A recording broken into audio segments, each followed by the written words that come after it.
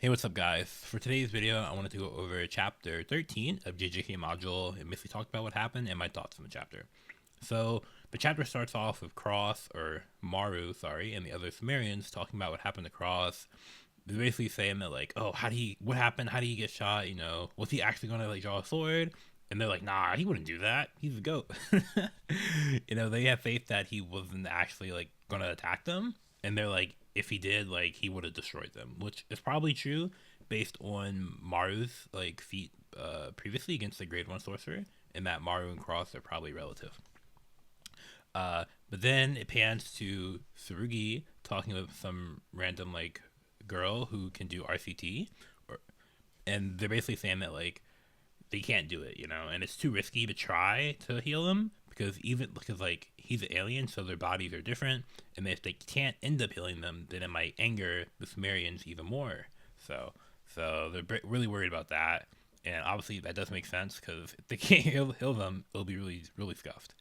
And then Tsurugi's like, Usami, because Usami's the person who Dabura messed up, that he's a grade 1 sorcerer. How did he get so messed up? And then it's crazy because then another girl is like, if I had to face Dabura, I'm reading it right now, my only choice would be to run. And depending on his true nature, I might even have to, like, myself, Which is crazy. Like, imagine saying that. Like, he's so strong, I would rather just, like, end it all than, like, than fight him. Which is, like, absurd, by the way. They basically call him a walking calamity. So, basically, like, this is more hyping up Dabura. He's basically, like, Gojo Sukuna level. Like, he's him. He is the Gojo Sukuna of the modern era. And then it kind of pans like a flashback, right, of like Dabura and like all of them, like they're talking, like at post Cross getting shot, and then Dabura's like, "Who did this? What happened? Yada yada yada," because like they're trying to see what happened. And this is all has to do with like the Kalyans. Basically, like, are they cursed spirits? Are they not cursed spirits? What are they exactly? Are they different? And then Dabura's like, "Was it you? Are you the one who shot Cross?" And then he's like, yes. And then he tries, like, to use cursed speech on Dabura. And this is a crazy feat because his arm just immediately gets, like, sliced off cleanly. Like, it was not even close. And, like, Dabura didn't even break a sweat. And this guy, this cursed speech user, is supposed to be like a grade 1 level sorcerer. And then for him to just basically not have any impact on Dabura at all is actually, like, wild. Like, it's actually crazy. Like, and then Dabura's like, was that an Earthling curse technique? Like, it basically didn't even phase him. Only so, like, oh my god, you have to be able to not be impacted by the curse speech at all, and to do that to like a grade 1 sorcerer, you have to be super super strong. Like, this is more so showing how strong Dabura is, you know. And the curse speech is just like he didn't even use forceful words, and it already hit him that hard. Like, oh my god, it's crazy. Yeah, so he's just super, super strong. And then another guy's like, please forgive us. We're super sorry, yada, yada, yada. Give us another chance. They're basically begging for their lives because they realize Dabura is him. Like, they cannot, like, they're not strong enough. And then Dabura's like, basically, like, he wants to, like, he's like, okay, we can, like, take a life for a life. But, like, Cross's life is worth a lot more than just one of you guys. We need more than, like, 13. Because he's like, there are 12 of you. No, 13 of you? Not nearly enough in exchange for Cross's life. I will take the lives of your subordinates. He's like, I'm going to kill all of you to make it even. And then the one guy's like, just take me instead. And then Dabura ends up leaving. He's like, I'm not wasting my time on this. And then there's a very weird scene where Dabura is like, once again, it's the Kalyans. Like, what? I think the Kalyans, that's really going to determine, like, the tone of JJK.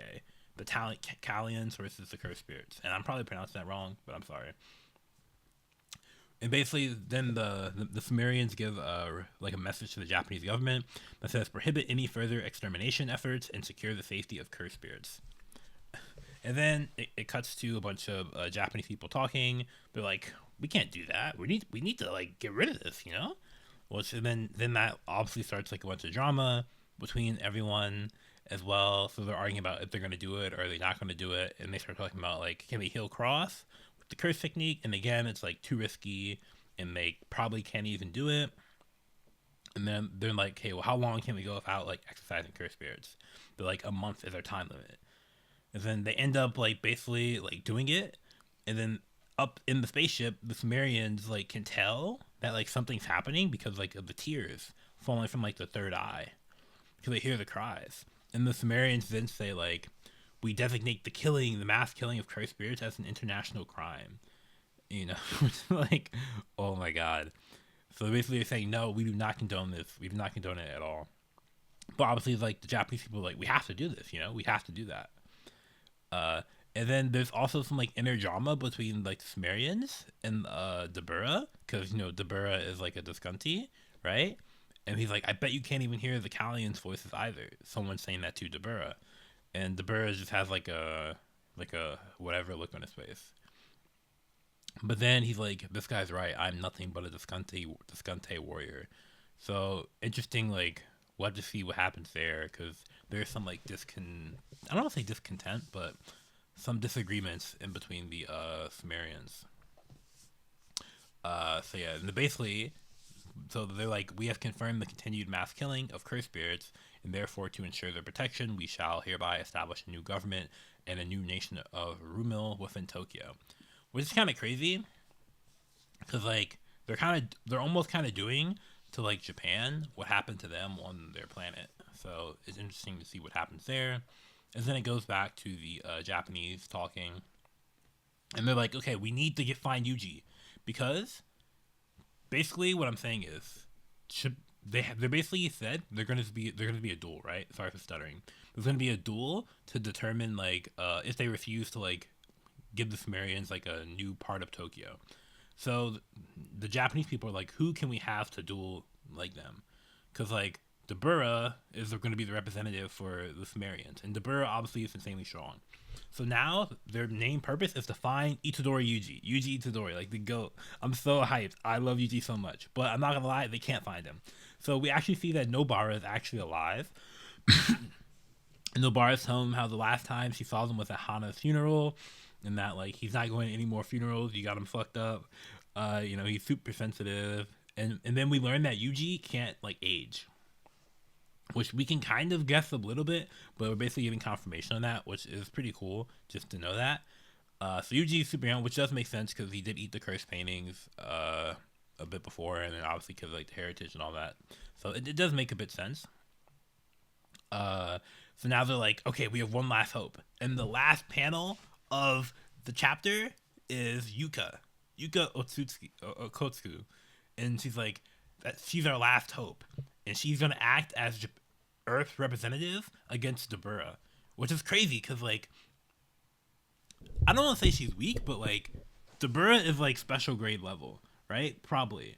Meanwhile, Yuka is like, she was getting cooked by a grade 1, like so like the old man, right?